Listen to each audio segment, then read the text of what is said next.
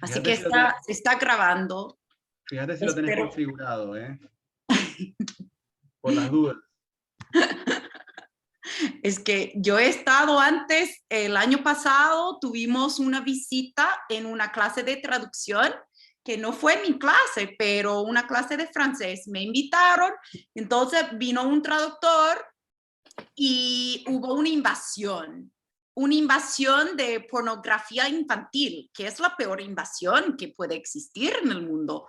Entonces, yo espero que no haya ningún problema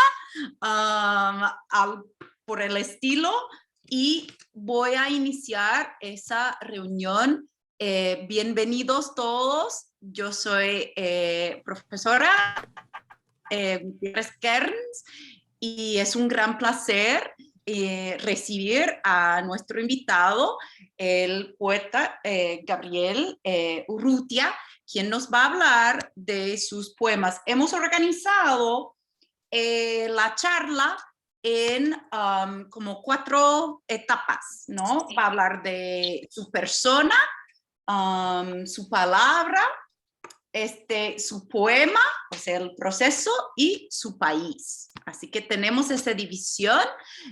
También habrá tiempo a recibir algunas preguntas. Y tengo un sorteo, porque me han llegado algunos libros. Así que tengo libros a regalar y haremos un sorteo al final. Así que quédense para poder recibir uno de esos lindos poemarios. Sin la firma del poeta tendrán que volar a Buenos Aires, pero podemos hacer algo, no sé. Bueno, por favor, voy a pedir que ustedes silencien sus micrófonos y todo. Y si quieren hacer pregunta, al final pueden hacerme una pregunta o hacernos una pregunta por el chat, o simplemente final, habrá momento, puedes poner el micrófono. Sabemos que en los Estados Unidos, por lo menos, el mes de abril es el mes nacional de la poesía, y así que es un placer celebrar la belleza del idioma y de nuestra experiencia lírica con esa tertulia. Voy a leer una pequeña biografía y luego dejar palabra a nuestro compañero.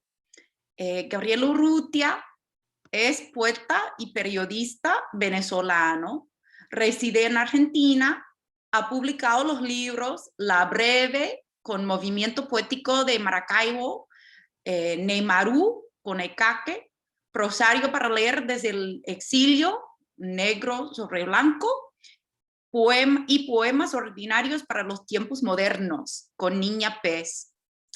El fin del mundo me encontró despierto, también con Niña Pez.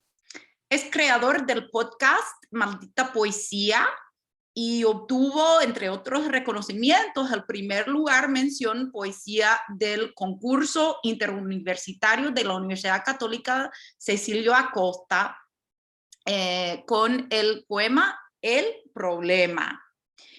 En esa casa de estudio participó en el taller permanente de creación literaria dirigido por la poeta Ana María Barrios, y del taller de poesía documental dictado por la poeta Jacqueline Goldberg.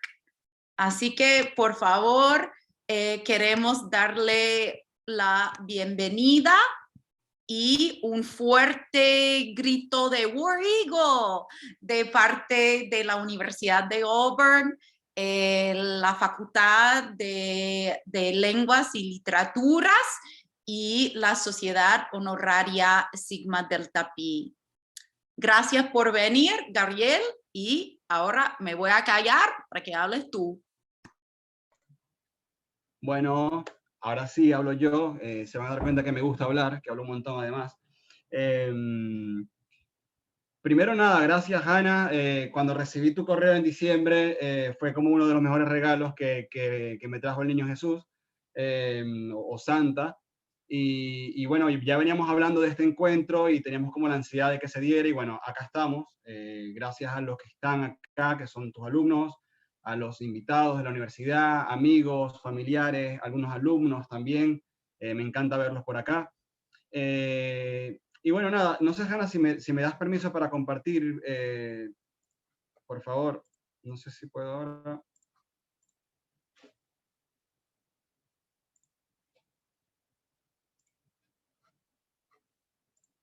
Ahora sí, ahí puedo. A ver, ¿ven todos mi pantalla? ¿Sí? Bien. Cuando Hanna me escribió y me comentó que habían elegido dos de mis primeros libros, Prosario para leer desde el exilio y Neymarú, para estudiarlo, ¿no? Como en algún momento de mi vida yo decía, ¿cómo es eso? ¿Cómo se estudia la poesía? ¿No? Después lo fui entendiendo un poquito. Y ella me dice, bueno, queremos que estés presente y que hables de ti. Y yo decía, bueno, hablar de mí es complicado, ¿no? Los poetas nos encanta hablar de todo, pero hablar de uno es como medio complicado. Siempre nos escondemos en el yo lírico, ¿no? Siempre hay una casa que habla, un perro que ladra, pero pocas veces el poeta el que se muestra, ¿no? Pero bueno, nada, dije, bueno, ¿qué puedo mostrar de mí? Lo que hice fue una recopilación de cosas que me hacen como poeta, que me hacen poeta, eh, que va desde mi biografía hasta aspectos que tienen que ver con lo teórico que fui moldeando con el tiempo, con mi obra, con lo que aprendí, con lo que me enseñaron, y que creo que pueden ser herramientas que tanto si los que están acá son escritores, quieren ser escritores, son lectores, o tienen la curiosidad sobre la poesía, les va a servir, o por lo menos espero que les sirva, por lo menos como una visión diferente, ¿sí? A nosotros en Latinoamérica, casi toda Latinoamérica, nos enseñan la poesía de la mano de Rubén Darío y de Pablo Neruda, y medio que nos aburre. En Venezuela nos hablan de Andrés Bello y Udón, y decimos, bueno, pero no es tan divertida la poesía así, ¿no? Y después, cuando nos adentramos, nos damos cuenta que existen, ¿no? Que existe un Antonín Artaud, que existe un, no sé, un Olivero Girondo en Argentina, y decimos, ah, la poesía tiene formas divertidas de hacerse, ¿no? Entonces, yo lo que hice fue masticar un poquito este aprendizaje y, bueno, se los traje como mi aporte para ustedes, ¿sí? Lo primero para empezar a hablar de mí es que yo vengo de una ciudad que se llama Maracaibo, está al noreste de Venezuela. Maracaibo es la capital del estado Zulia. Eh, Muchos de nosotros, los maracuchos, que es como nos dicen a nosotros, nuestro gentilicio, aunque el correcto sería maravino, ¿no? Dicen que maracucho es medio despectivo, pero la verdad es que nosotros le agarramos cariño al maracucho. Eh, Solemos decir que somos de Maracaibo antes que de Venezuela, ¿no? Si Maracaibo fuera un país, seríamos los más nacionalistas nosotros, y los zulianos también. Es una ciudad que llegará a los 1.600 millones de personas. Es bastante chico en el sentido de la población. Es una ciudad-puerto. Tenemos el lago de Maracaibo, que es la cuenca del estado Zulia, que desemboca en el Mar Caribe. Esto tiene varias particularidades, el hecho de que seamos puerto, ¿no? Fuimos en algún momento el primer puerto de Venezuela, o decirlo de alguna forma políticamente incorrecta, fuimos la primera capital de Venezuela en cuanto a que se movía la economía por ahí. Incluso tenemos un autor que se llama Norberto José Olivares, un autor de narrativa que hace autoficción, que escribió un libro que se llama Una historia de piratas, en donde cuenta cómo el capitán Morgan llega a los puertos de Maracaibo porque, bueno, se dio cuenta que había un montón de riqueza, no era un puerto, era un puerto.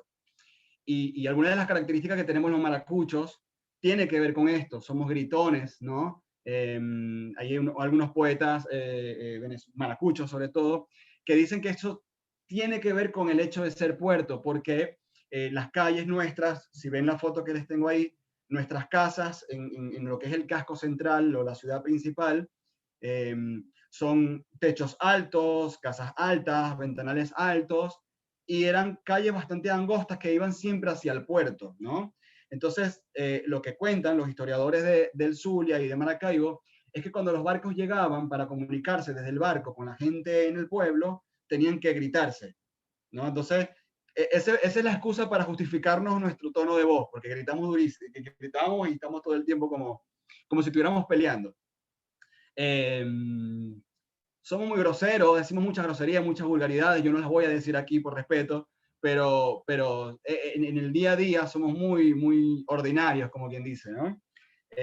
Comemos mucha fritura, eh, tenemos muchos anglicismos también, porque el Zulia es la principal fuente petrolera de Venezuela, y cuando empezó la explotación petrolera en Venezuela, el boom petrolero en Venezuela, hubo muchas empresas estadounidenses, muchas empresas extranjeras que llegaron y se asentaron, y empezaron a llegar productos de afuera que para nosotros era extraño, y empezamos a modificar las palabras. Entonces, por ejemplo, nosotros, a diferencia del resto de Latinoamérica, al pochoclo o al pipoca, al maíz pipoca, le decimos cotufa.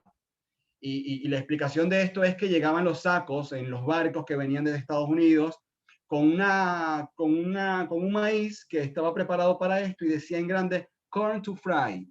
Entonces, claro, nosotros no sabíamos pronunciar eso y empezamos a decir cotufa, ¿no? Es la cotufa, comemos cotufa. Y así tenemos al guachimán, que es el watchman, por ejemplo, y tenemos un montón de cosas del anglicismo. Si algo tenemos los zulianos y los venezolanos del resto de Latinoamérica es que nos parecemos más a los americanos del norte que a los del sur. El sueño del niño venezolano es jugar béisbol y llegar a grandes ligas, por ejemplo. No es el fútbol como en Argentina y en Brasil, en Chile y en Perú y en todo, ¿no? Entonces, bueno, para mí es muy importante decir que vengo de Maracaibo porque Maracaibo me formó en muchos aspectos, ¿sí? Tenemos una tradición muy rica también en cultura, en música. Les muestro algunas otras fotos, ¿no? Obviamente tenemos, como la mayoría de Latinoamérica, un arraigo con el catolicismo increíble. Eh, yo creo que los españoles nos dejaron el español y el catolicismo y es como que nos los apuñalamos. Y tenemos nuestras fiestas de música y licor hasta la madrugada, con la excusa de honrar a nuestra Virgen, a la Virgen de la Chinita en Maracaibo, o a nuestra China, como le decimos también. Eh, Ahí les muestro otras fotos, mucha comida callejera, ahí ven la cotufa y los patacones, que son plátanos verdes fritos, ¿sí? Tenemos mucha cultura también a nivel literario.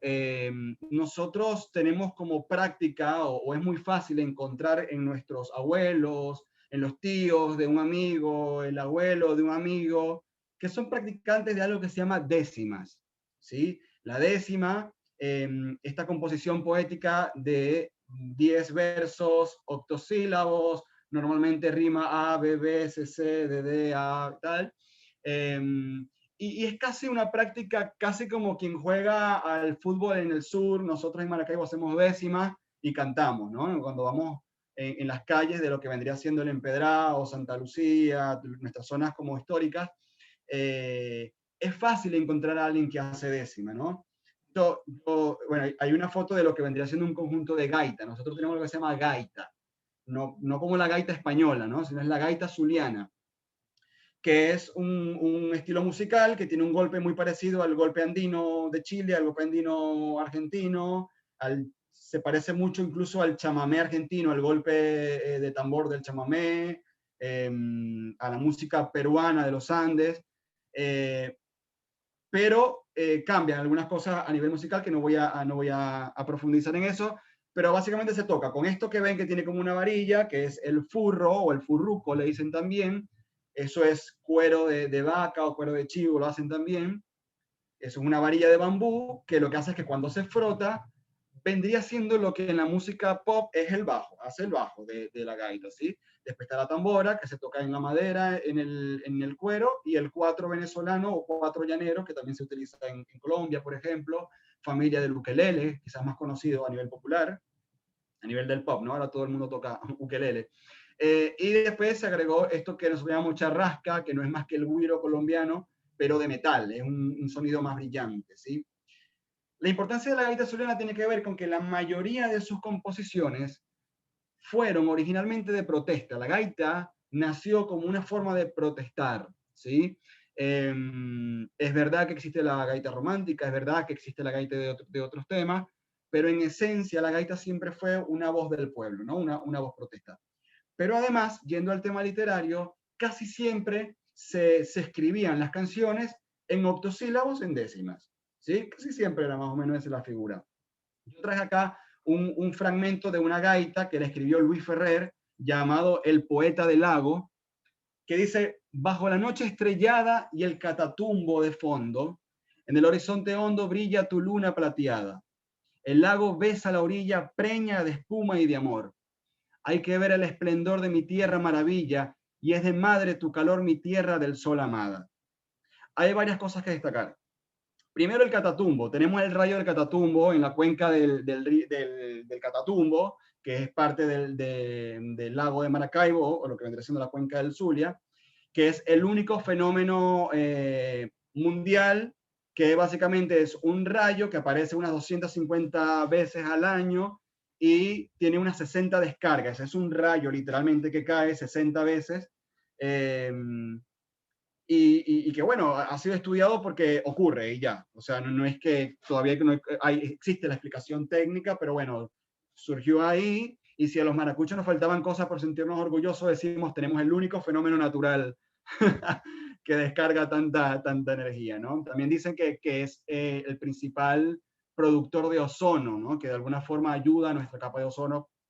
Por ahí es un cuento maracucho nada más como para seguir creyéndonos el cuento. También tiene esta gaita algo interesante, y es que en algún momento dice, como dijera Udón, mía, Maracaibo mía. ¿Sí? Udón Pérez, un poeta de Maracaibo, nació en Maracaibo, murió en Maracaibo, hizo este poema de Maracaibo mía, mía cuando ríe, mía cuando llora, que básicamente nos habla de que nuestra tradición literaria, nuestra tradición de la música, nuestra tradición cultural, tiene que ver con la descripción de nuestra ciudad. ¿Sí? La descripción de nuestras características como ciudadanos, de nuestra política. Tenemos gaitas que dicen Maracaibo marginada y sin un real, por ejemplo, con la protesta ante el gobierno central en Caracas, que siempre se marginó, siempre se sintió que se marginaba Maracaibo de alguna forma. Tenemos también poetas extraordinarios como Esnor Rivera, por ejemplo, que en algún poema Silvia decía: las mujeres que me amaron de seguro han muerto, ellas pertenecían a una raza, a otra raza. Él tiene la particularidad, o tuvo la particularidad, de ser el fundador de un grupo que se llamó el Grupo Apocalipsis, que fue uno de los primeros grupos de poesía surrealista de Latinoamérica. ¿Okay? Él se codió en Chile con el vanguardismo chileno, estuvo también pasando por Colombia, y llegó a Venezuela con la cabeza pariendo ideas del surrealismo, ¿no? En ese momento ocurría en Europa el surrealismo, venía el dadaísmo, estaban los ultraístas también naciendo por ahí con un Borges joven y un Oliverio Girondo. Y él llega y se une con Milló Vestrini, otra poeta venezolana, y dicen, bueno, hagamos esto, ¿no? Este grupo Apocalipsis, que fue un gran movimiento en Venezuela que fundó la poesía venezolana prácticamente, por lo menos la poesía vanguardista, ¿no? Venezolana. Entonces, esto es muy importante para Gabriel Urrutia como autor, porque de alguna forma me enseñó a describir mi entorno, y ahí me enseñó la primera labor del poeta, que ya lo hablaré más adelante, que es la de la contemplación. El poeta tiene que contemplar su entorno, esa es su primera labor. Y también tiene que contemplarse internamente, eso está claro, ¿sí? Pero el hecho de la contemplación, el hecho de hacer la pausa y mirar lo que está ocurriendo, es la primera labor del poeta, ¿sí? Dicho esto, nací el 31 de mayo de 1991 a las 11 de la tarde, puede ser, por ahí vi la cabecita de mi mamá, capaz dice sí o capaz dice no. Soy Géminis, para los que creen que eso me hace poeta, con ascendente en Libra y luna en Libra y algo más en Libra, por ahí seguro tengo. Nací obviamente en Maracaibo, mi infancia la pasé en un lugar que se llama El Barillal. Los que leyeron el poemario van a tener presente este nombre, El Barillal. El Barillal me dio mis primeros raspones de rodillas, el Barillal me dio mi primer amor, el Barillal me dio un montón de cosas. Por cierto, bueno, conozcan, este es el puente de Maracaibo, ¿sí?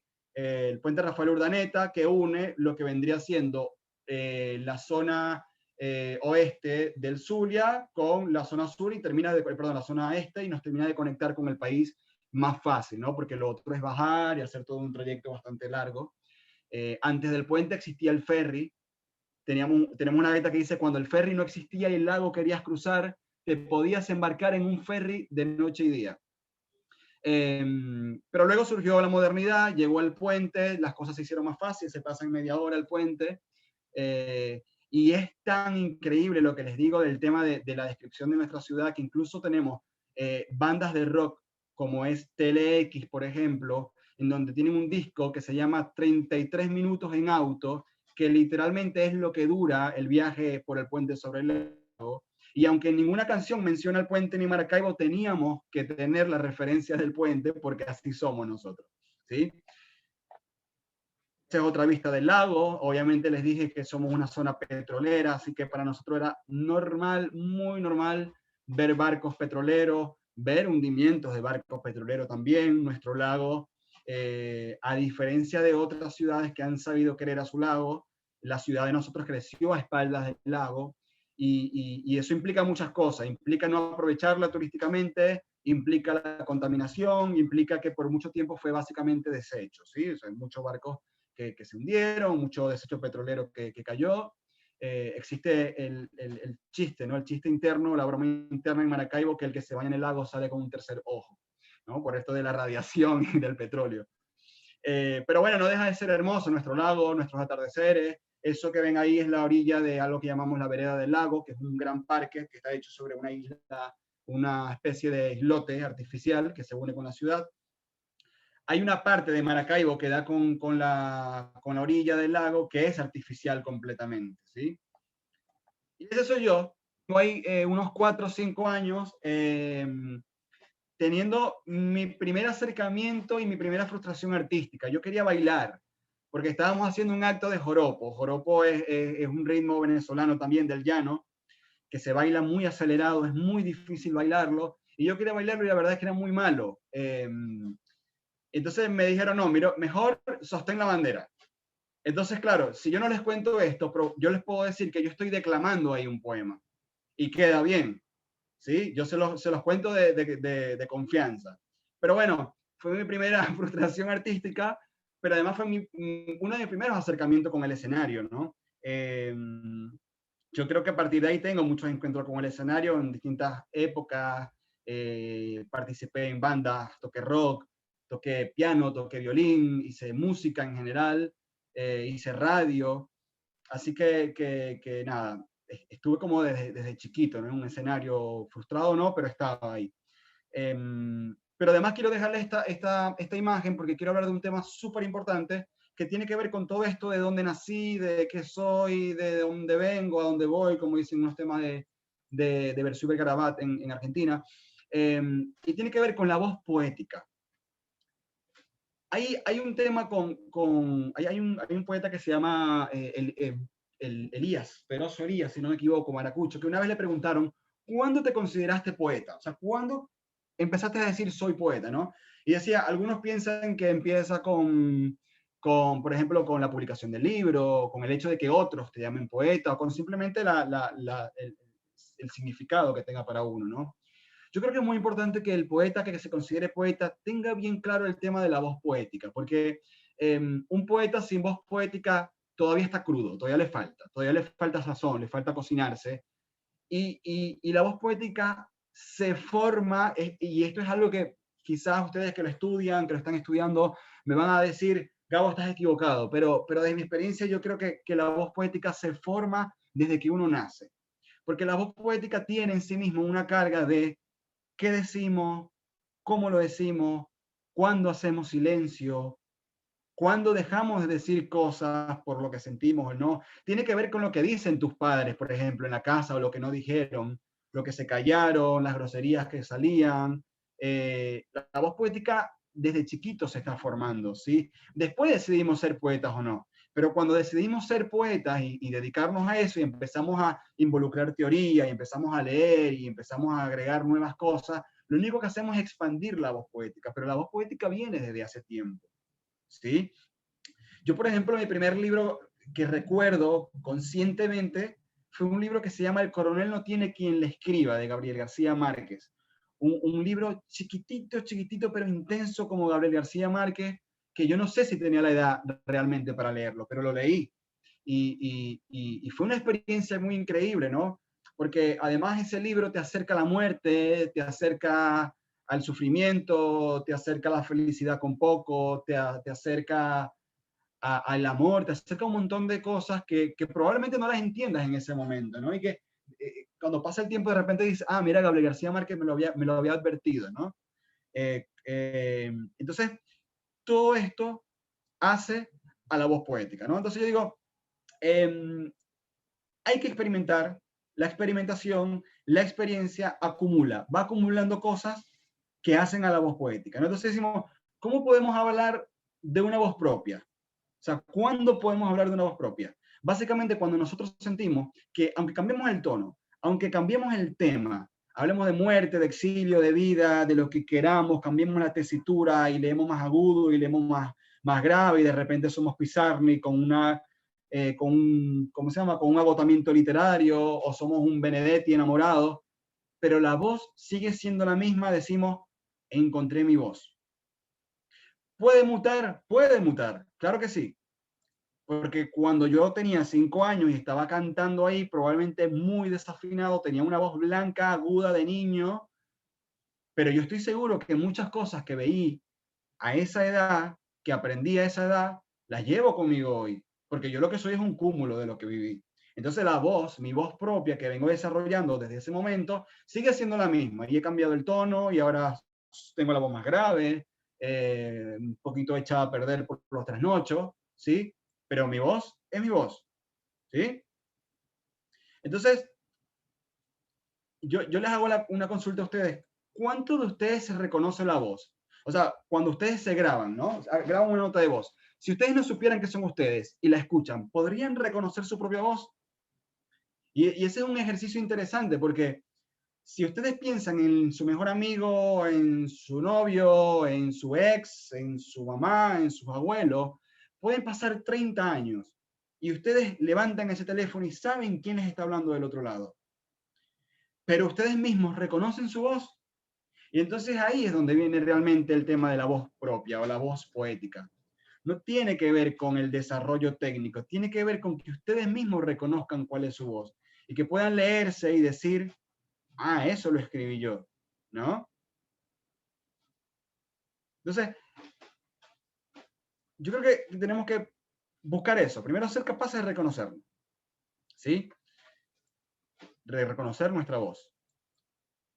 Por otro lado, mi obra es bastante personal, ¿no? Y esto también tiene que ver con la voz poética. Yo creo que el poeta que escribe puede hacerlo desde el imaginario o no, pero siempre es algo personal, ¿sí? Porque el poeta va acumulando, tiene un catálogo interno de cosas propias, de cosas de otros que ve, ¿no? Pero incluso las cosas que habla de otro, de una pareja que vio y quiso hablarlo, la significancia que tiene eso que están viendo tiene que ver con lo que tenemos nosotros dentro, ¿sí? Nunca deja de ser algo propio, o sea, el yo poético nunca deja de estar. Por más que, como les decía al principio, por más que sea un barco el que habla o un perro, siempre es el poeta el que está detrás de eso, ¿no? Y quizás no es el que lee el que tenga que reconocerlo, tiene que reconocerlo el propio poeta. Y voy de vuelta, es ahí donde nos reconocemos con una voz propia. Cuando nosotros podemos hablar de la maja desnuda o podemos hablar no sé, del perrito o del cartonero que pasa por aquí por mi casa, pero yo reconozco que soy yo quien está hablando. No importa de quién esté hablando, ¿sí? Incluso pasa en géneros como la poesía documental, por ejemplo, ¿no? Que habla, por ahí en la biografía está Jacqueline Goldberg como una de las grandes referentes de la poesía documental en Latinoamérica junto a Cristina Rivera Garza, poeta mexicana, que el poema documental tiene la particularidad de que se hace una investigación y se habla desde lo real. El poema documental no te puede mentir, no te puede dar una fecha inexacta, no te puede decir algo que no ocurrió, pero no deja de ser la propia voz del poeta el que habla. No deja de ser. ¿Sí? Entonces, bueno, yo creo que para terminar con el tema de la voz propia y del yo poético, la mutación es necesaria, la mutación es parte del proceso. Y que así como la poesía, si nosotros hablamos de un poema, no sé, de la Torre con el ultraísmo y hablamos de un poema de Gabriel Urrutia, el poema siempre ha estado mutando, la poesía siempre ha estado mutando, no puede ser diferente para la voz poética, no puede serlo, tiene que ser así, ¿sí? Entonces,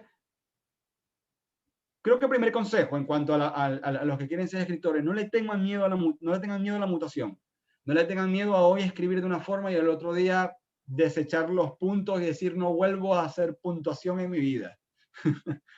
No le teman a la mutación. Para cerrar el tema de la voz poética, del desarrollo, les quiero leer dos textos míos. Uno se llama El Problema, es el poema con el que gané mi primer concurso, fue hace 13 años aproximadamente. Es un poema que nunca quise mucho, que realmente lo quise ahora, ¿no? Como que le agarré cariño de vuelta, porque me dio cosas muy lindas, pero me veía muy cursi. Obviamente me veo desde el ahora, desde el Gabo de ahora. Dice: el problema con personas como tú es que sin mucho esfuerzo pueden hacer que personas como yo se pierdan en sus palabras. El problema con personas como tú es que son tan pocas en el mundo que al encontrar las personas como yo se preguntan si es verdad o si son imaginadas. El problema a veces es que personas como yo no se encuentran normalmente con personas como tú y al momento de encontrarlas se envuelven en su mirada. El problema, según el poema, es que una persona como tú, con tu boca, con tus ojos, así con todo lo que eres tú, con aquella voz que envuelve y aquellos ojos que estremecen, así tal cual como eres tú, enredó entre sus miradas, sus palabras y caricias a una persona como yo. Hace 13 años yo escribía esto y incluso después de escribirlo, yo decía, qué cursi, ¿no? Pero claro, yo en ese momento venía de apuñalarme a Benedetti y de porque te tengo y no, porque te pienso, porque la noche está de ojos abiertos, porque la noche pasa y digo amor, y todo el romanticismo de Benedetti y los 20 poemas de amor y una canción desesperada de Neruda y los romanceros gitanos de García Lorca, y no podía escribir de otra forma, ¿no? Después en el tiempo me fui como descarriando y empecé a encontrar a los ultras y a los vanguardistas y una gente que estaba como inventando, ¿no? Como inventando una cosa, un agua tibia que yo no sabía que existía. Y bueno, fui mutando, entonces yo les traje este poema, que si bien no es de lo más loco que tengo, es de los últimos trabajos que tengo, un poemario que se llama Ultra Ella. Este poema se llama La Paz Mundial y dice: si los ojos de esa mujer fueran el plan de paz mundial, el mundo sería otro. Y no me refiero precisamente a pacífico ni pasivo. Sería como un columpio que cuando te lanzas agujerea el 21 pantalón de jean, o como esas salsas picantes que te hacen llorar mientras sonríes. Esa mujer guarda en sus ojos las estadísticas mundiales, y cuando pestañea en el África recobra el aliento una cebra, y parece que retoñan todos los nietos de mi tatarabuela. Esa mujer tiene los ojos anecdóticos, le tiemblan los lagrimales de bulla, y cuando apenas se pretende abrir la boca para mencionarla, sus ojos relampaguean sobre caballos que nunca conocieron otra montaña ni otros paisajes, porque sus paisajes internos resumen toda la humanidad.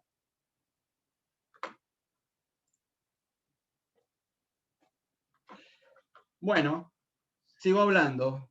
Les dije que me gustaba hablar, ¿verdad? Bueno, seguimos hablando. Este señor que está acá, Reverdy, poeta francés, tiene un tratado sobre la imagen poética muy interesante, y él habla de la palabra, él habla del hecho de la palabra en sí, ¿no?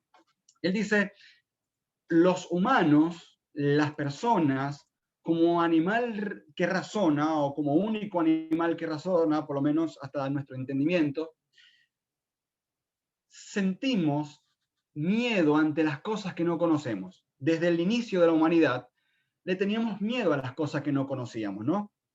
Por eso la Biblia arranca diciendo, y primero fue el verbo, ¿no? Si no me equivoco. Eh, eh, Tenemos la necesidad de nombrar las cosas para perder el miedo, pero también para sentirnos superiores, porque decimos, ¿cómo así que somos el único ser que razona, que tiene la inteligencia suficiente para controlar las cosas en el mundo y hay algo que no tenga nombre? Entonces empezamos a nombrar las cosas porque en nuestra diminuta existencia necesitamos sentirnos con cierto poder, ¿no? Y entonces empezamos a llamar al dios del trueno y al sol lo llamamos el rey sol y entonces cuando llovía le decíamos que era por el dios no sé qué y esto lo llamamos a llamar pan y esto miedo y esto amor, ¿no? Empezamos a nombrar las cosas porque teníamos la necesidad, porque usábamos las palabras para no tener miedo. Eso es lo primero que dice Reverdy, ¿no? Dice, el humano nombra las cosas porque la incertidumbre es la real causa del miedo, no saber qué hay allá, no saber qué existe, no saber qué es esto que tenemos en la mano, ¿no? Y fíjese que esto me hace recordar al antipoeta Nicanor Parra, ¿no? Que decía, todo poeta tiene que tener su diccionario. Y el sol no lo voy a llamar sol, lo voy a llamar misifú, ¿no? Y a los zapatos que parecen ataúdes, de ahora en adelante los llamaré ataúdes. Y tiene que ver con este sentido de Reverdy de nombrar las cosas. Pero además, Reverdy habla de la labor del poeta. Él dice que así como la palabra define el mundo y andamos por el mundo, todos los demás, todos los humanos, no los poetas, el resto del mundo, andamos por el mundo teniendo confianza porque todo tiene nombre y lo que no tiene nombre se le dará un nombre más adelante. Los poetas tenemos la particular labor de cambiarlo y de decir, no, ¿saben qué? El árbol siempre se llamó árbol, pero a mí me parece que es como una torre Eiffel. Los árboles son muchas torres Eiffel que van acompañando el entramado de la ciudad de Buenos Aires, por ejemplo, ¿no? Entonces, la labor del poeta para Reverdy tiene que ver con hacer más real la realidad. Ojo con esto. ¿Por qué? Porque toda representación de la realidad, o sea, el real afuera, es una representación en el real adentro. Quiere decir que nada de lo que nosotros vemos es 100% real, es una interpretación nuestra. Nosotros vemos un auto rojo y entendemos que es rojo porque entendimos que así se ve el rojo y que así se ve el auto y en nuestro imaginario tenemos un auto rojo que parece ser el que está afuera, ¿no? Pero de eso dicen los daltónicos, no, para mí no es rojo, es verde, ¿no? Entonces empezamos ahí a discutir qué es real y qué no es real. Entonces los poetas no discutimos eso, los poetas directamente decimos, bueno, listo, lo cambiamos. Pero no llamemos carro al carro, llamémoslo barquito que anda danzando por la ciudad, ¿no? Entonces, el lenguaje poético para Reverdy es la herramienta que tiene el poeta para lograr traducir el real imaginario interno del poeta, ¿sí?, al real imaginario del lector de lo que están viendo en conjunto del real afuera. ¿Ok? ¿Y por qué esto lo hace más real? Porque ustedes imagínense, ¿no? Yo soy periodista y una de las cosas que a nosotros nos enseñan es que la noticia tiene que cumplir con las 5 WH. ¿Qué, cómo, cuándo, dónde, por qué y para qué? Y lo demás no importa. Y cuando digo lo demás no importa, es que el titular puede decir que 355.400 personas murieron. Y es eso, es una estadística. Pero cuando el poeta dice, murieron 355.490 personas y yo lloraba y lloraba, la realidad empieza a ser más real para nosotros. Empezamos a entender que el mundo es más real cuando se adjetiviza, cuando lo sentimos, cuando lo cambiamos un poco, ¿no? Entonces hacemos como más cruda la realidad, como decía Antonin Artaud, el teatro de la crueldad. La vida es el teatro de la crueldad, ¿no? Entonces, es importante esta traducción porque para Borges, Luis Borges, el poema o la poesía tiene dos momentos poéticos. El primero cuando se escribe y el segundo cuando se lee. Un poema cumple el ciclo cuando se lee por quien lo va a leer. Y esto es importante porque si el poeta no logra traducir el real imaginario que tiene dentro, el poema se queda ahí guardado en un libro, es un pedazo de papel. Pedazo de papel con un montón de palabras lindas, feas, bonitas, lo que sea. Y ya está, y se murió. El poema no cumplió su ciclo. ¿Sí? Entonces, como poeta, para mí el proceso es el siguiente. Yo miro el real afuera, lo interpreto en mi real adentro. Esto, usando el lenguaje poético, lo traduzco y hago que mi lector reconozca el real afuera con un nuevo real adentro.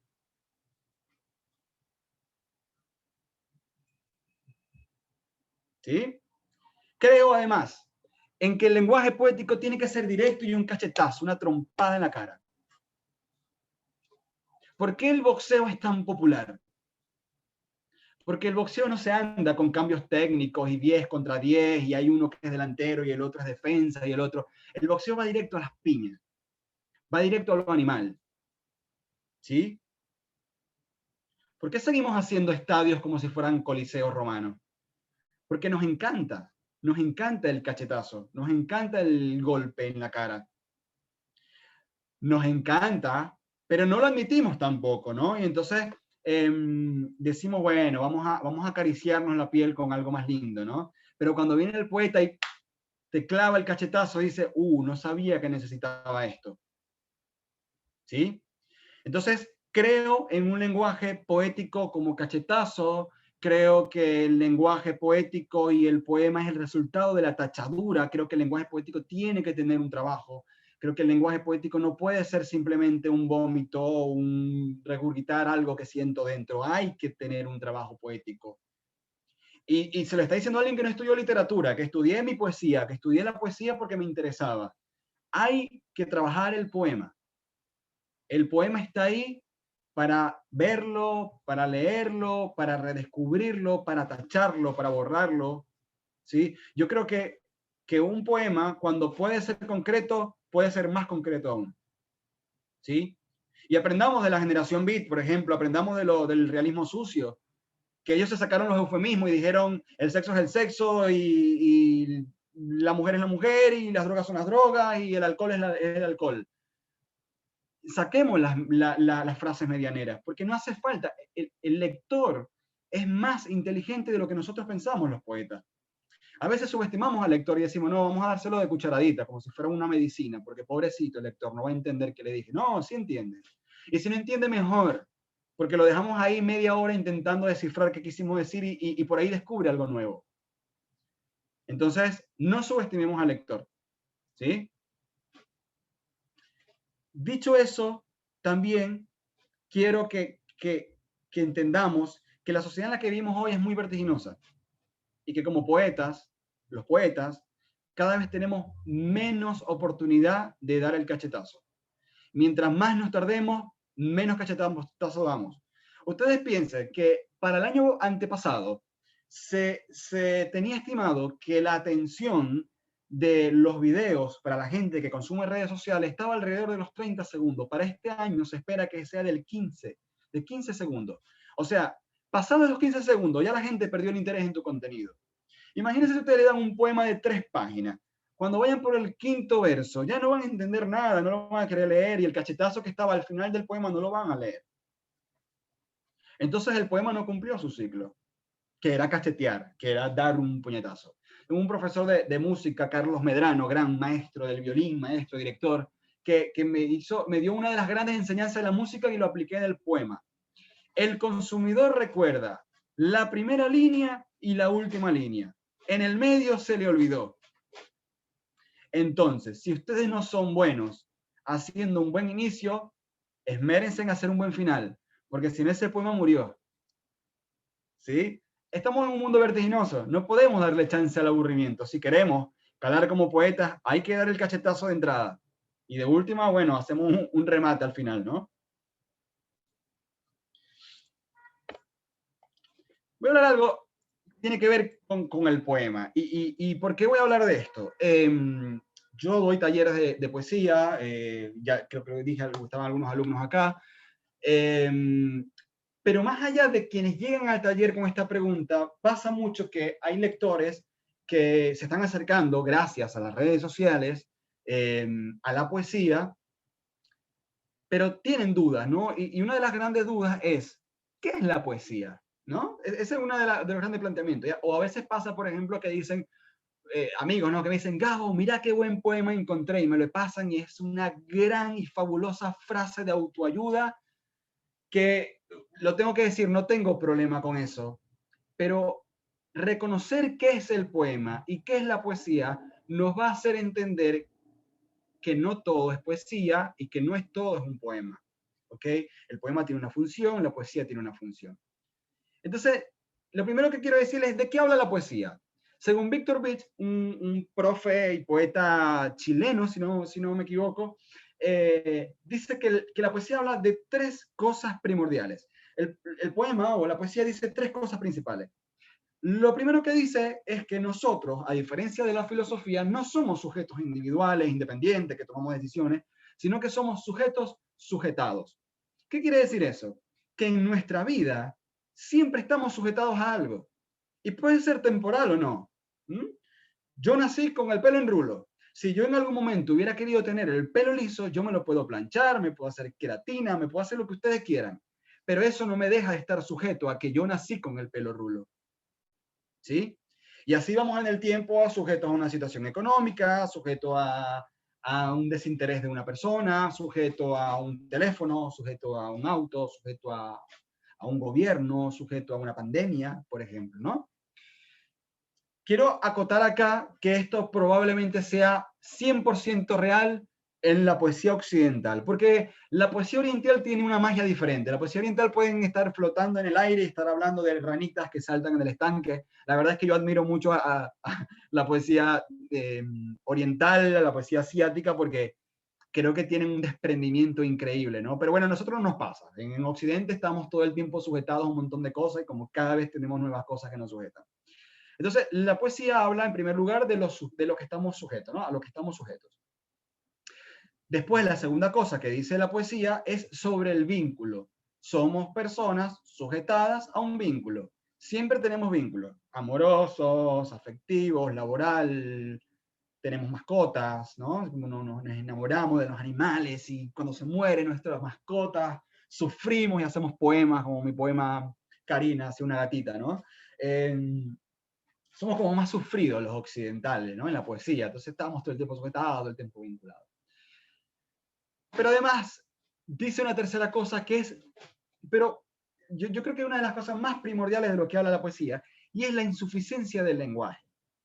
Tiene que ver con que en algún momento nosotros nos dimos cuenta que decir te amo no era suficiente, ¿no? Y surgen cosas, por ejemplo, como en mi ciudad, en Maracaibo, que somos fan de las hipérboles, ¿no? Nosotros no tenemos sueño, tenemos más sueño que un vigilante, ¿no? Tenemos más hambre que un perdido. Entonces, ¿por qué hacemos hipérbole? Porque entendemos que decir que tengo hambre no es suficiente. El lenguaje queda insuficiente. Entonces dice, el lenguaje poético dice, bueno, entro yo en juego entonces, y tengo las anáforas, y te doy una hipérbole, y usemos aquí una literación, y después, ¿no? Una metáfora, una imagen poética, etcétera, etcétera, etcétera.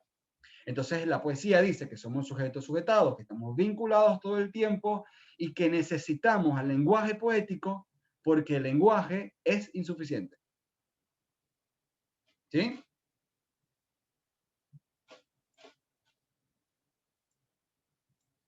Ajá, por ahí dijeron Octavio Paz. Bueno, ¿qué pasa? El poema, hablando de lo que es la poesía, de lo que es el poema tiene su estructura, ¿no? Lo sabrán ustedes que lo han estudiado. Tiene su estructura clásica, en donde la rima era primordial. Después dijeron, bueno, llegó Walt Whitman, el padre del verso libre, y dijo, no, yo no quiero, ¿qué es eso? ¿Qué es eso de medir versos? ¿Qué es eso de que rima? ¿Qué pasa? No quiero nada de eso, ¿no? Y entonces dijimos, bueno, ¿y entonces cómo es eso? ¿Cómo hacemos ritmo en el poema si no existe la rima? Entonces, dijimos, bueno, se puede, para eso están los recursos retóricos, para eso están los recursos literarios, para eso está la acentuación, ¿no? Para eso en algún momento los ultraístas dijeron, nosotros vamos a usar esdrújulas, vamos a usar todas las esdrújulas que queramos, porque entonces así nuestro poema va a sonar a esdrújulas. Entonces agarramos a Oliverio Girondo y agarramos a De la Torre y tienen 6 esdrújulas en su poema, ¿no? Y está bien, no rimaban, no tenían métrica, pero tenían muy buen ritmo. Decíamos, eso es ultraísta. ¿Sí? Entonces, el poema tiene sus estructuras, ¿no? Yo tengo algunas cosas que las asimilé, que las asumí. Son dos cosas importantes que tiene que tener un poema para ser un buen poema. La primera es la imagen poética. Un poema sin imagen poética está flojo de papeles. Está flojo de papeles porque precisamente el poema lo que nos va a hacer es cambiar la perspectiva de la realidad. Y la única forma de cambiar la perspectiva de la realidad no es comparándola, no es usando una metáfora que reemplace una a otra, es haciendo una imagen poética o lo que llaman la imagen una metáfora imperfecta. Es fusionemos cosas, fusionemos una pipa y un saxofón y hacemos un saxofón que también es pipa y de repente tenemos un elefante que está tirado en el suelo, el elefante de Dalí con el rostro de Dalí y un reloj que se derrite. ¿Sí? La imagen poética le da fuerza al poema, porque de hecho de esto habla Borges también cuando habla de las grandes metáforas, ¿no? De las 5 grandes metáforas, ¿no? La vida, la muerte, el amor, la infancia y la extranjería. Él dice, la imagen poética es más poderosa que la metáfora en cuanto la metáfora sufre de algo que llamamos semántica diluida. ¿Y qué es la semántica diluida? Es cuando nosotros nos damos cuenta que el cuello de botella es una metáfora y no nos parece poético. Porque ya lo asimilamos.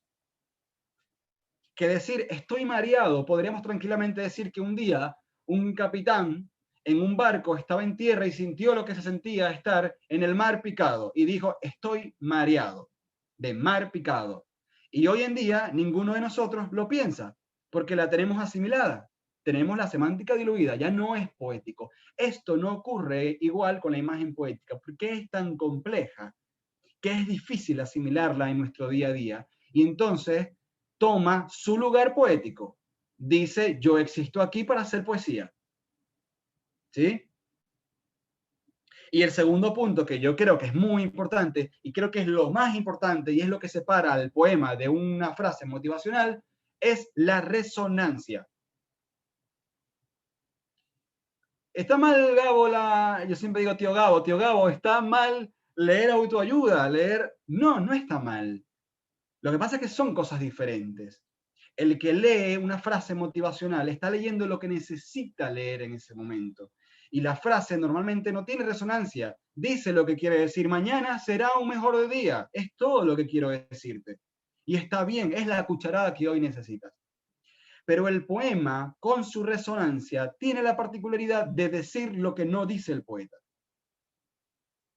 De encontrar otras cosas, de hacer que cada vez que ustedes lean un poema una vez, 2 veces, 3 veces, 4 veces, ocurran cosas diferentes, ¿no? Yo tenía, hay una frase de, ay, ¿cómo se llama el poeta? Si lo tengo por acá. De Vicente Huidobro, que dice, el día se suicida arrojándose al mar. Esa frase, que es de un poema más largo, obviamente, tiene las dos cosas principales. Tiene una imagen poética en cuanto lo primero que hacemos es imaginarnos las puestas del sol, en cuanto lo primero que hacemos es un sol suicidándose, un sol colgándose, una sola. Tenemos un montón de imágenes, pero además tiene resonancia. Yo podría preguntarle a algunos de ustedes acá, ¿qué es para usted el día? ¿Qué representa el día en ese verso, ¿no? Hay gente que me dice, representa el ciclo de la vida, porque el ciclo de la vida empieza y termina. Ísimo. Se representa el sol que se puede, es una puesta de sol, ¿no? Lo normal. Representa el fin de una relación, representa el día y la noche, representa un montón de cosas.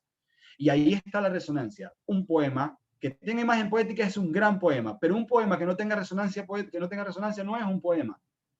No dice nada. Tiene que resonar el poema.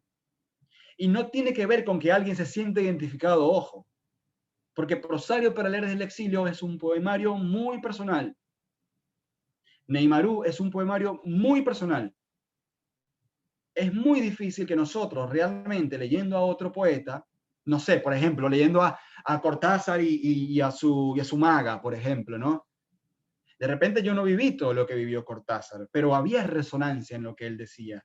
Y entonces yo no me identifico, me encuentro en ese poema, que es diferente. Porque identificarse suena que hay una ficha, ¿no? Como una tarjetita que tiene mi nombre. No tiene mi nombre esa ficha, pero yo me encuentro ahí adentro. ¿Sí? Bien. Entonces, ¿por qué pongo Octavio Paz? Porque Octavio Paz dice algo muy importante que tiene que ver con lo que yo, la posición que yo tengo, soy un poco vieja escuela con esto, en cuanto al poema en verso. A mí en mi taller, la mayoría de mis alumnos me dicen dictador, porque, primero porque no los dejo rimar en un principio, ¿no? Hasta que en algún momento vemos la rima y les digo, ahora sí, rimen lo que quieran, pero rimen conscientes, ¿sí? O sea, porque el problema de la rima, desde Latinoamérica al menos, es que nos enseñan desde primaria que el poema no existe sin rima. Y esa enseñanza nos hace pensar que si no rimamos no podemos ser poetas. O peor aún, que si no leemos algo que rime, no estamos leyendo poesía y nos estamos perdiendo un montón de gente increíble, ¿no? Entonces, yo soy como esas profesoras de antes o profesores de antes que tenían una regla en la mano y digo, no se rima en mi clase. Ya llegará el momento y hablaremos de la rima y de A, B, C, D, lo que ustedes quieran, de rima sonante. Pero mientras no se entienda que la rima tiene que ser consciente, no se rima. Pero además hay otra cosa. Yo enseño poesía en verso. Ah, es que la prosa no... Sí, la prosa también es poética. La prosa también es un género lírico. Pero Octavio Paz decía, y esto soy demasiado vieja escuela, por ahí dirán, no, Gabo, ya te pasaste, yo soy team prosa. Pero Octavio Paz dice algo muy interesante, y dice, de los géneros líricos, el poema y sus híbridos, como la canción, son los únicos en donde el ritmo es necesario. El ritmo es necesario para existir. O sea, ¿qué quiere decir esto? Una poesía en prosa puede no tener ritmo, va a tener actitud poética, va a tener un sujeto, va a tener un yo poético, un yo lírico, lo que ustedes quieran, pero podría no tener ritmo y sigue siendo una prosa poética. El poema sin ritmo no es. ¿Y por qué dice Octavio Paz esto? Porque dice que el verso o el poema en verso, y esto, ojo con lo que voy a decir, porque relaciónenlo con el hecho de que la música siempre se escribió en verso. ¿Ok? El poema en verso es lo más cercano que tenemos al lenguaje animal. Cuando nosotros no teníamos la palabra, hacíamos ritmo, porque la naturaleza tiene ritmo. Yo no sé si ustedes se han puesto a escuchar las olas del mar, o las olas de algún lago, o de un río, lo que sea que tenga olas, ¿no? No cambia, o sea, ustedes no oyen un oleaje que va cada 3 segundos y de repente cada 1 hora. No cambia, el oleaje siempre es el mismo, cambia la intensidad, sí, de repente más fuerte, de repente más, pero el ritmo es constante, como el ritmo de la luna, como el ritmo, es constante. La naturaleza tiene ritmo. Entonces, el poema en verso, mejor dicho, la prosa es lo que nosotros tenemos como humanos que razonamos. ¿Qué quiere decir eso? Nosotros constituimos una serie de reglas y de normas que llamamos prosa, una carta, hacemos una carta, está escrita en prosa, que no es más que la acentuación, los signos de puntuación, la estructura, sujeto, verbo, predicado, tal, tal, para que más o menos nos entendamos, ¿no? Nosotros escribimos una carta en español y se la mandamos a alguien que habla en portugués y nos va a entender. Quizás va a tener que traducirlo un poco y lo mismo si lo mandamos en francés o en italiano, ¿no?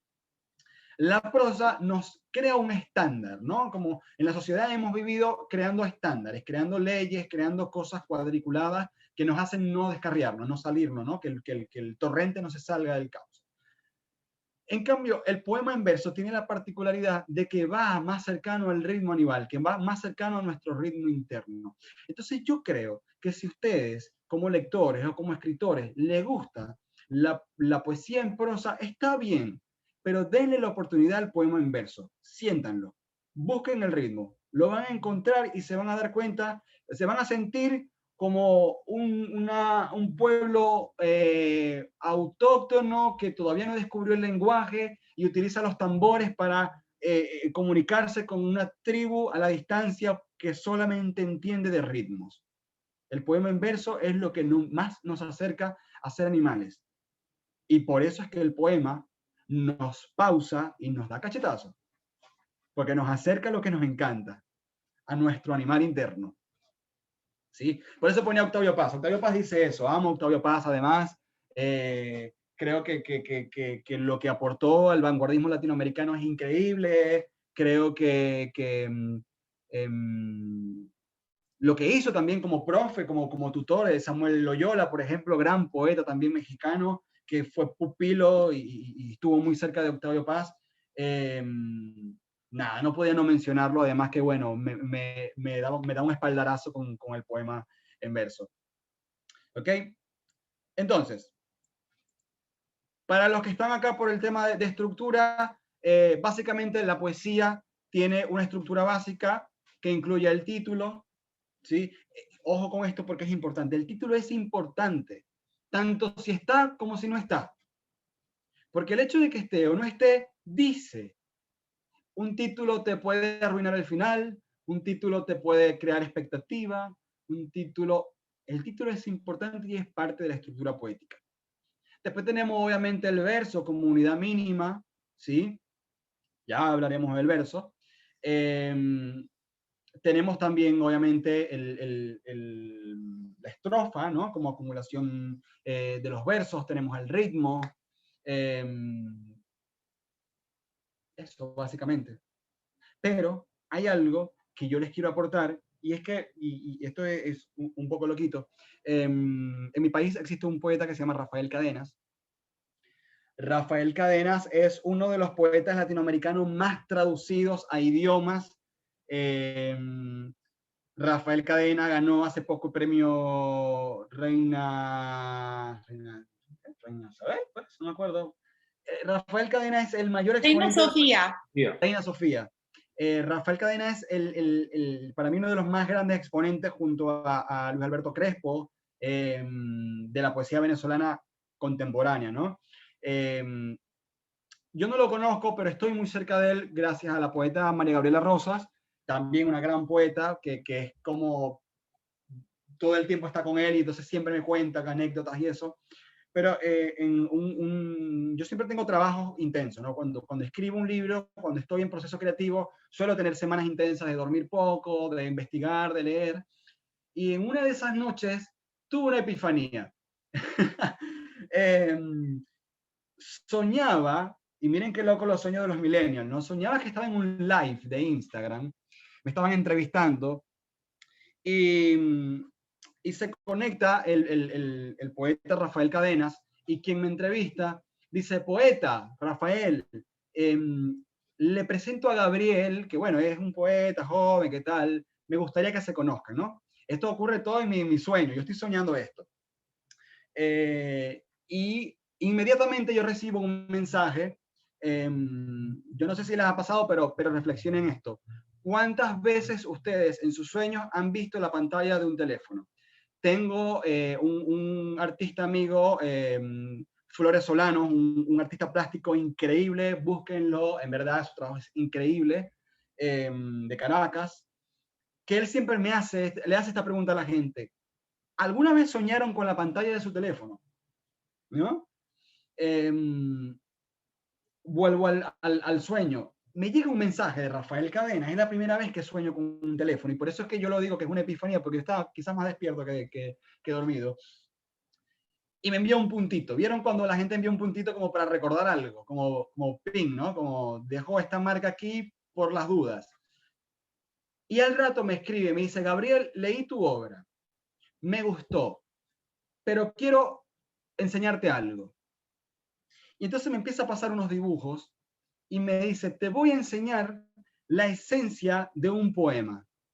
Y esto yo lo asumí. Rafael Cadena no lo sabe. O sea, esto que yo estoy diciendo, probablemente si él lo va a haber grabado, va a decir: Gabriel está loquísimo, yo ni siquiera creo eso. Pero bueno, nada, tengo que decir que fue él quien me lo dio a mí en una epifanía. Y bueno, no sé, yo lo llevo como bandera. Él me dice: el poema es una oruga segmentada en 3 pedazos. Y entonces me pasa unos dibujitos con unos colores increíbles hechos en acuarela japonesa, los tengo, es vívido. Porque encima, lo primero que hice al despertarme, lo empecé a pasar a los grupos en los que estoy de poesía, digo, soñé esto, como para no olvidarlo, ¿no? O sea, la primera parte del poema es la cabeza de la oruga. Ahí está el tema principal, la esencia del poema, lo que queremos, lo que nosotros deseamos decir con el poema. Después me pasa el segundo segmento, que es el medio, y me dice: en el medio de la oruga está el trabajo poético. O sea, la tachadura, el mirar, el remirar, revisar, releer. Y la tercera parte, o sea, la cola de la oruga, vendría siendo el final del poema, pero no el final de la última línea, no. El final de cuando ustedes saben que el poema ya está. Ya el poema está listo. Y la poeta María Gabriela Rosas, cuando yo le cuento esto, me dice, claro, porque cuando la oruga muere se convierte en una mariposa. Increíble, ¿no? Me cambió la vida eso, en serio, fue una locura, ¿no? Y entonces empecé a hacer más analogías. Escuchen esta. Si ustedes tienen una visita en su casa, ¿no? Y ustedes dicen, viene mi hermano, quiero hacer una pasta boloñesa que lo lleve a la infancia. Yo quiero que lo lleve a la infancia, que recuerde a nuestros padres. Y ahí tenemos la cabeza de la oruga, el tema principal. ¿Qué queremos hacer con eso? ¿No? Después viene la segunda parte, que es lo del medio. Tenemos los ingredientes, la técnica. Por ahí nunca hice una pasta en mi vida y me quedó malísima. O sí, o soy buenísimo y tengo un montón de herramientas, la mejor pasta, el mejor tomate, etcétera. Y entonces produzco la pasta. El final es cuando mi hermano prueba la pasta boloñesa, suspira y dice, me recuerda a la casa.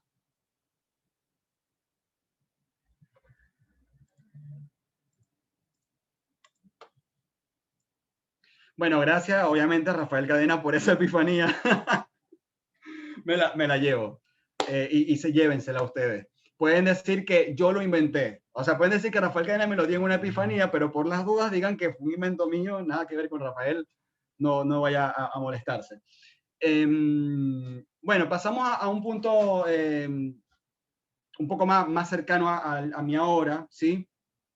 Esta foto que está acá es una foto que tomé yo en las protestas del 2014 en Venezuela. Hubo un levantamiento de las universidades principalmente por un par de muertos que hubo uno de ellos fue Basil Lacosta en Caracas, que fue a partir de unas protestas que surgen por la muerte de una estudiante en Mérida, si no me equivoco, o de San Cristóbal. Y bueno, hubo un estallido social juvenil, más que todo.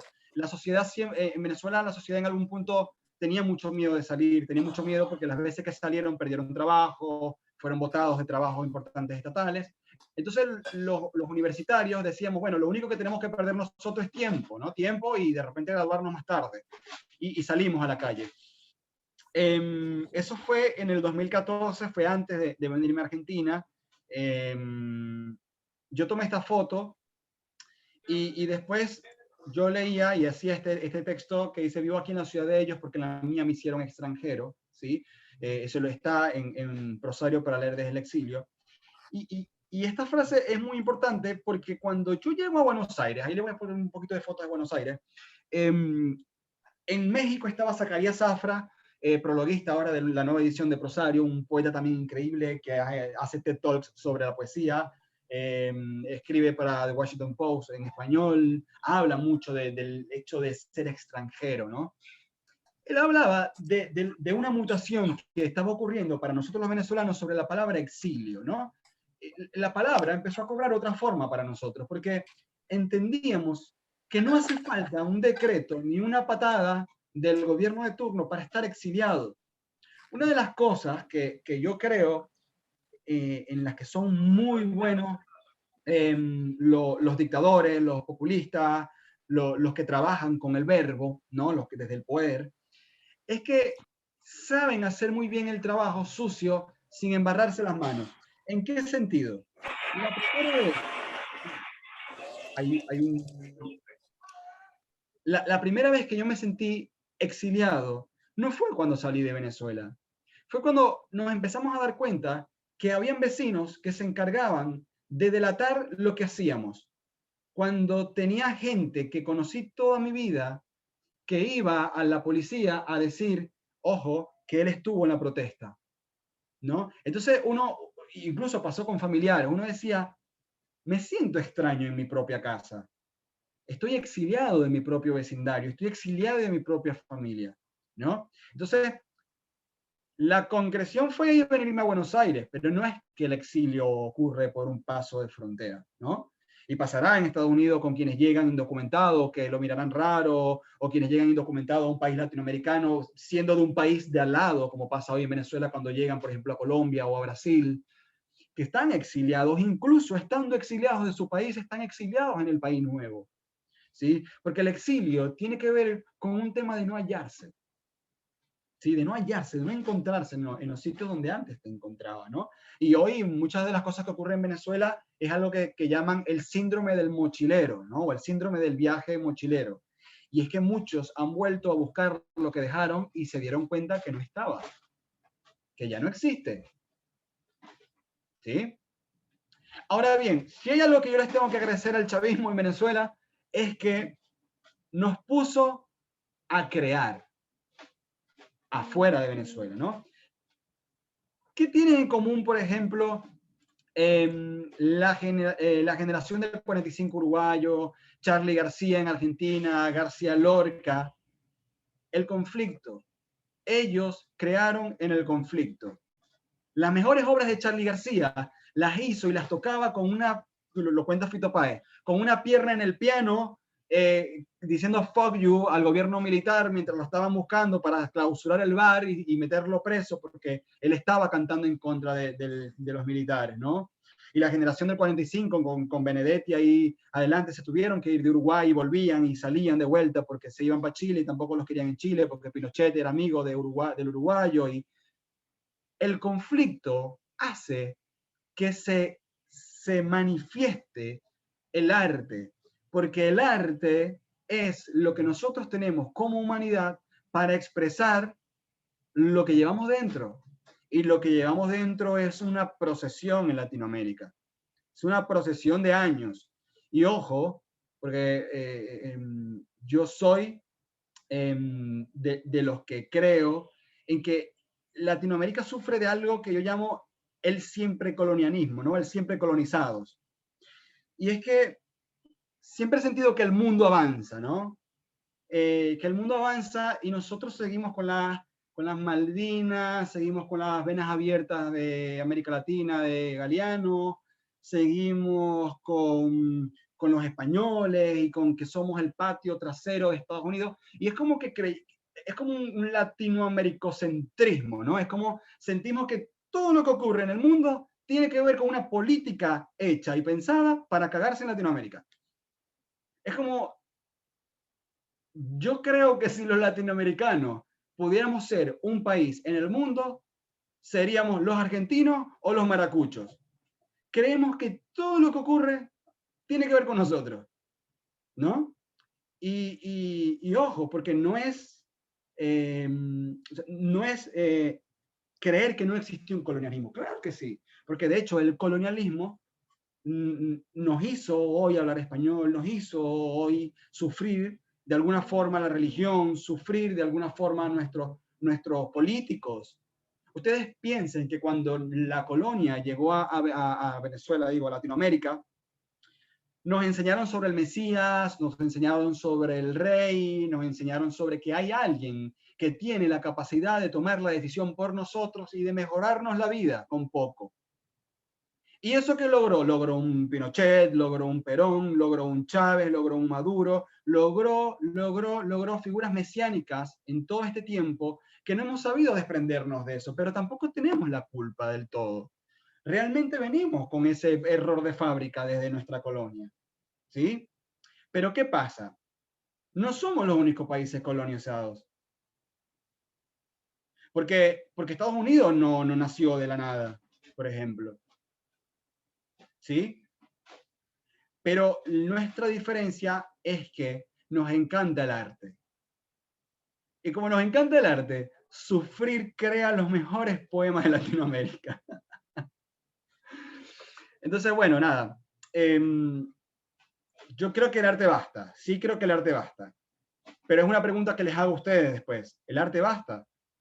Porque en Latinoamérica la estábamos pasando mal, ¿eh? No la estábamos pasando bien y no es nuevo. No es nuevo esto, ¿no? Tanto colonizados como no, porque si hablamos de colonialismo tenemos obviamente la guerra de la triple frontera y de un endeudamiento multimillonario. Tenemos un montón de cosas, pero también tenemos cosas propias. También tenemos malos votantes. También tenemos malos gobernantes, ¿sí? También tenemos precariedad en la educación. Tenemos gobiernos, por ejemplo, que vetaron a un Jorge Luis Borges porque estaba en contra del gobierno. Tenemos gobiernos, por ejemplo, que no le hizo un homenaje a Eno Rivera cuando murió porque estaba en contra del chavismo. Esas son cosas que no se perdonan desde la cultura. Pero lo único que ha hecho es, no importa, seguimos, protestamos. Y hacemos un tanguito de protesta, y hacemos una gaita protesta, ¿no?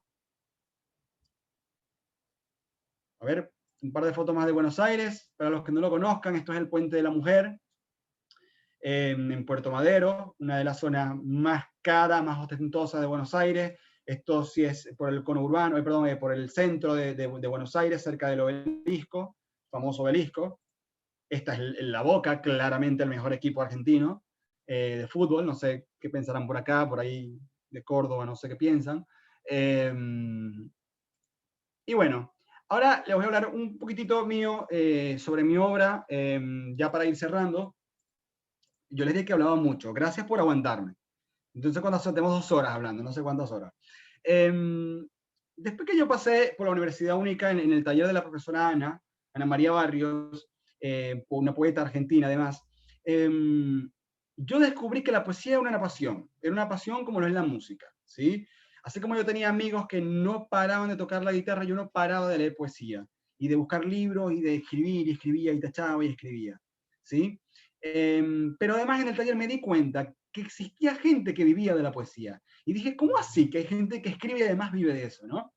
Y entonces llegó en el 2014 Lo Breve, mi primer libro, que fue cuando me hizo decirme a mí mismo, no es mala idea, porque primero te gusta, lo haces, haces algo que te gusta en el sentido de que yo creo que uno tendría que escribir lo que le gusta leer y yo intento escribir lo que me gusta leer. Pero es raro igual, porque como les decía, en la mayoría de Latinoamérica el sueño del pibe, el sueño del niño es ser futbolista o beisbolista para salir, para surgir. Hay muy poco niño que realmente sueñe con ser escritor desde su infancia. Yo no sé si Gabriel García Márquez quiso ser escritor desde chiquito, por ejemplo. Quizás y sí. Yo no, yo de chiquito quería ser músico y después quise ser ingeniero y después, no sé, tantas cosas. Pero escritor nunca. Hasta que dije, mira, existe la remota posibilidad de que yo pueda hacer esto como algo, una profesión, ¿no? Entonces, para terminar o para ir ya terminando en cuanto a mi proceso creativo, quiero que sepan que yo no es que escribo todos los días, pero sí es cierto que el proceso creativo de un poeta es igual al proceso creativo de un arquitecto o igual al proceso de un contador que se sienta a la computadora y va.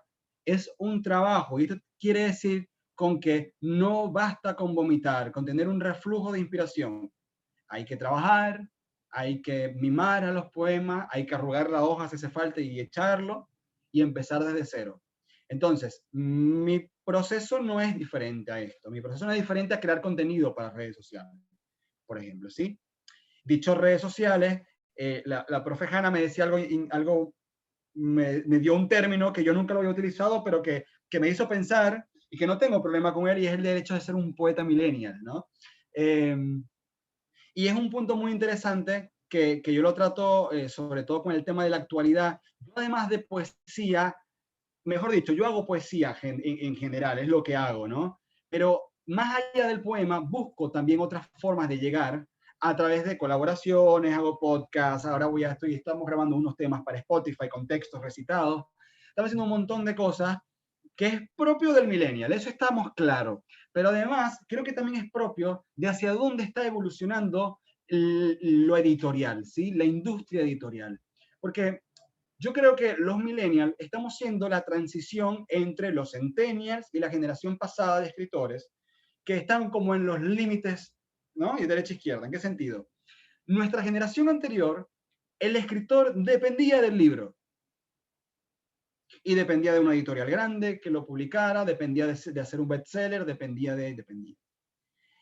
El centennial ni siquiera va a querer tener un libro. No le va a hacer falta hacer un libro. Y esto no quiere decir que no va a haber escritores, ni tampoco quiere decir que va a morir el libro. El libro no va a morir.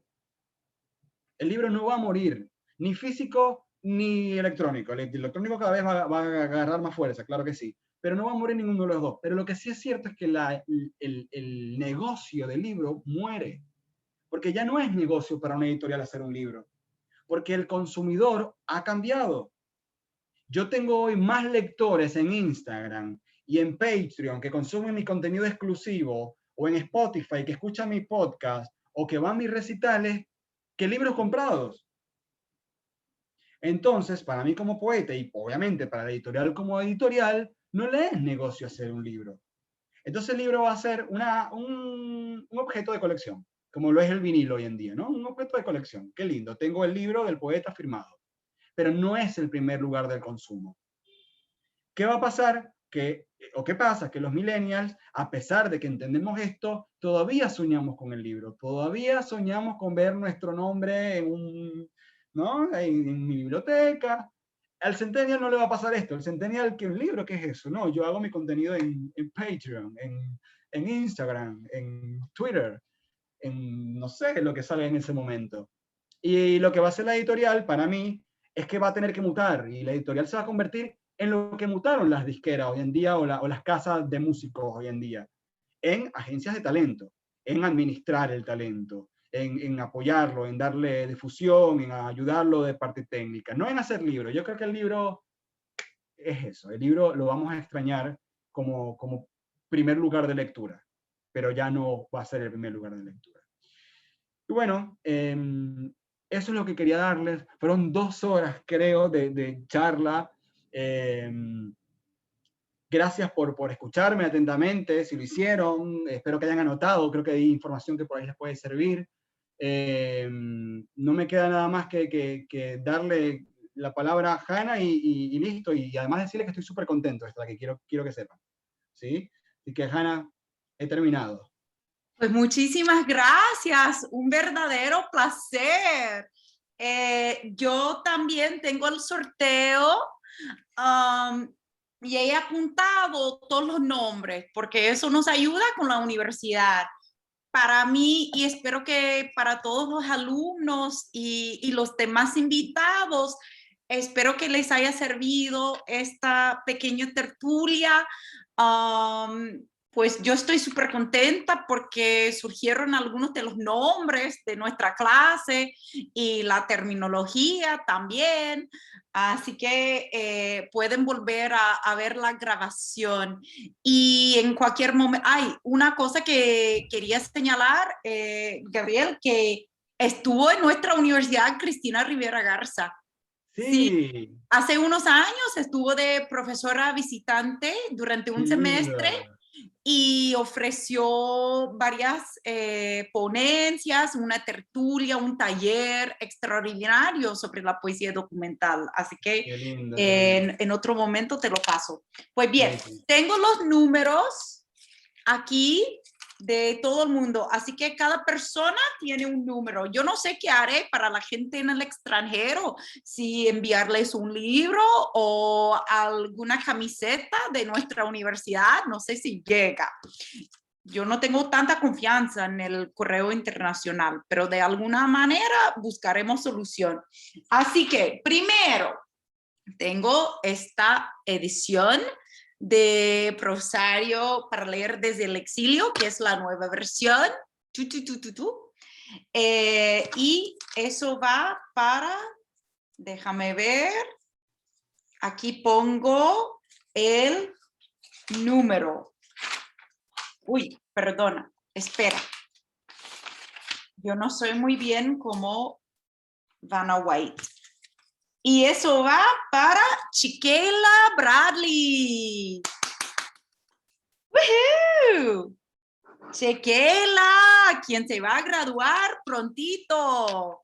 Así que eso lo pongo, Chiquela Bradley. Te paso el libro en clase y bueno, no puedes conseguir la firma del escritor, pero No sé, a lo mejor te hace una mención en su Insta. Hanna, si quieres, que ya lo he hecho, yo le puedo pasar una versión digital con firma, o sea, manuscrita, pero se la agrego al digital. ¿Sí? Uy, eso sería fenomenal. Yo te Dale, paso el nombre. dale, dale, genial. Entonces, genial, me encanta. Y luego también tenemos una copia de Neymaru. ¡Woohoo! Y voy a ver de quién será, de quién será. Aquí tengo el nombre y el número. Déjame ver. Es el número 24, Mallory Geiger. ¿Dónde estará Mallory? Es que yo no la conozco. ¿Ustedes sí? Uy, ¿se ha ido? No la veo. No la veo tampoco. Pues estuvo, así que yo la voy a buscar en el correo de Auburn. Algún alumno la va a conocer. Hanna, Ezequiel Stewart dice es mi alumna.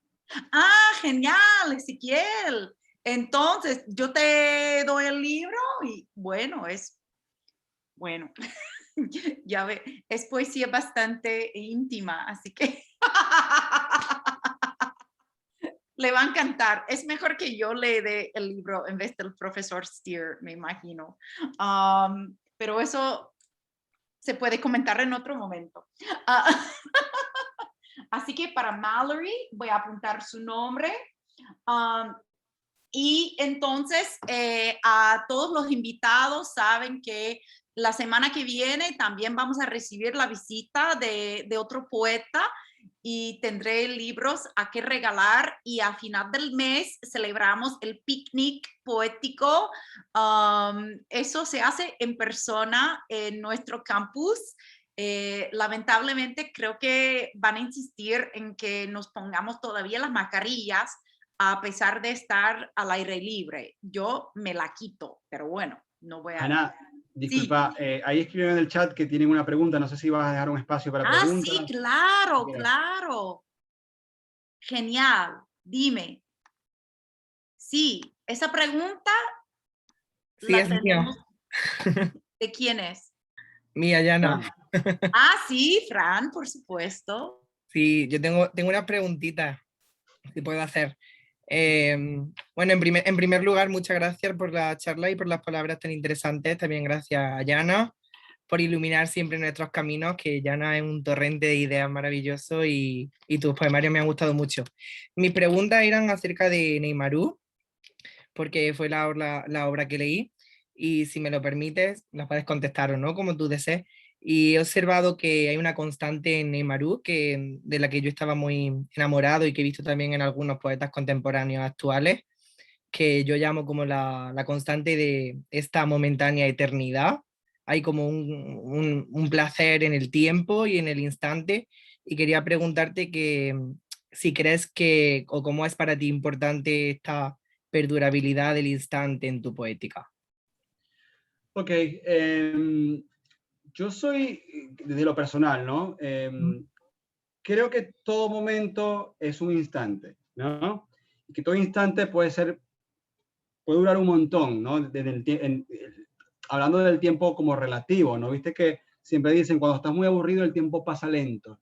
Uh-huh. Cuando estás muy divertido, estás divirtiendo mucho, pasa muy rápido. Yo creo que los instantes deberían vivirse como si pasaran lentísimo, ¿no? Como si fueran una eternidad. Y también tiene que ver con el hecho del nombre, Neymaru, que significa remansos de agua, ¿no? Como un agua cayendo lento.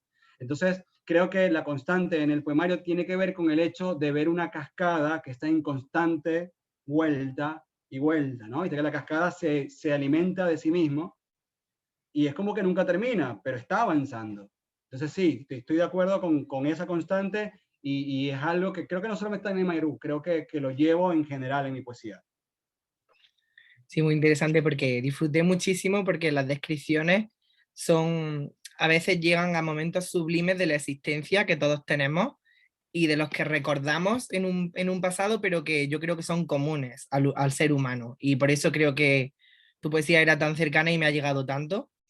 Y también quería preguntarte ya algo un poquito más visual, porque a mí me gusta mucho la poesía visual. Quizá la culpa la tiene un poco Yana. No, yo no. Y La me culpa encanta. la tiene Lorca. Y entonces vi que todos los poemas, más o menos en Neymarú, empezaban con versos muy largos y caían así, hacia abajo. Pero bueno, yo supongo que con la explicación que ya nos has dado con la cascada, quizá por ahí pueda entender un poco. Pero si a ti te apetece resolver un poco esta duda que yo tengo, te la agradezco. Y si no, pues siempre me quedaré con la exquisita pregunta en mí. Mira,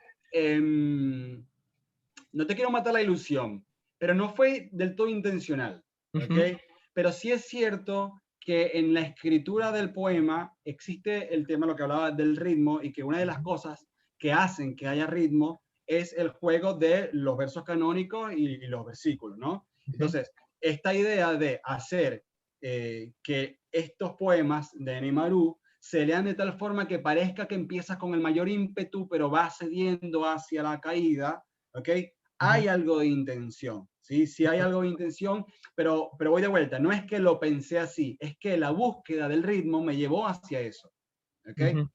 Muy interesante. Pues muchísimas gracias por mi parte. Solo palabras de agradecimiento y gracias. Yo pensé también en lo que habías mencionado antes de Octavio Paz y el presente perpetuo, Claro, claro. que se plasma allí también. También estuvimos hablando hoy en clase del acto de nombrar, que habías mencionado antes, que es un constante en esos dos poemarios y no han leído los últimos que me enviaste por correo, pero esa metapoesía está allí de poner nombre a las cosas, de ordenar el universo. Está allí. Pues Exactamente. muchas gracias. ¿Alguien más tiene preguntita, comentario? Y los que han venido desde afuera, pues bienvenidos. Damos una bienvenida muy calurosa desde el sur de los Estados Unidos hacia el otro sur, que es el sur de Argentina, a través de Venezuela.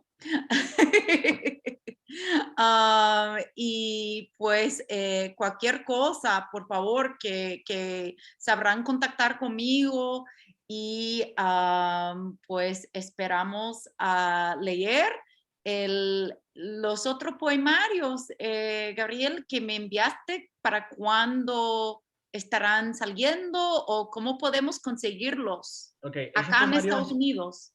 no, esos poemarios salieron en una editorial acá en Argentina, en Capital, con Niña Pez. Se puede encontrar de forma digital con la editorial, Niña Pez Ediciones.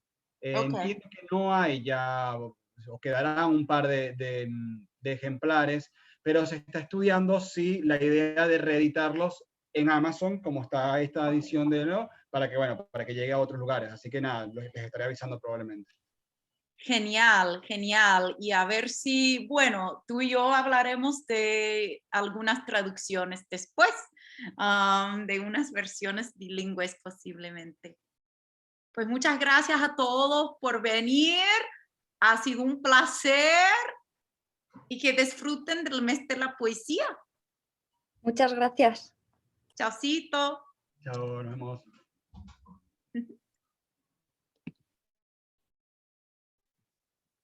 Adiós. Adiós, hasta Adiós, la próxima. muchas gracias, Jana, por organizar esta A reunión. Estuvo ustedes. muy interesante. Muchas gracias. Sí, Nos bastante vemos. interesada y ha mencionado a varios poetas de nuestra clase.